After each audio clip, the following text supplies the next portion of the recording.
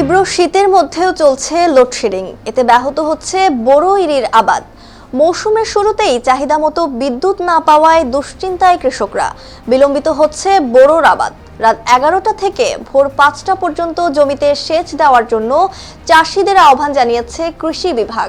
বীজতলা তৈরির পর মাঠের পর মাঠ ইরি ও বোরো চারা রোপণ করছেন কৃষক। তবে আবাদের জন্য পর্যাপ্ত সেচ সুবিধা পাচ্ছেন না কৃষক।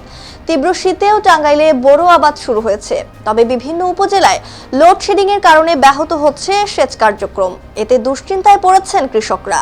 নিরবচ্ছিন্ন বিদ্যুতের দাবি চাষিদের। নাটোর পাবনার কৃষকরাও লোডশেডিং নিয়ে বিপাকে। সময়মতো আবাদ করতে না পারলে ক্ষতির মুখে পড়ার আশঙ্কা তাদের।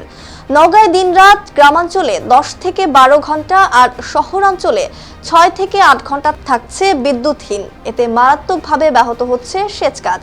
কৃষি উপকরণের দামও বৃদ্ধি ও দেরিতে আবাদের কারণে বিঘা প্রতি সেচ খরচ বেড়েছে 500 টাকা পর্যন্ত। মনীষা ইসলাম, নিউজ 21 নিউজ ডেস্ক।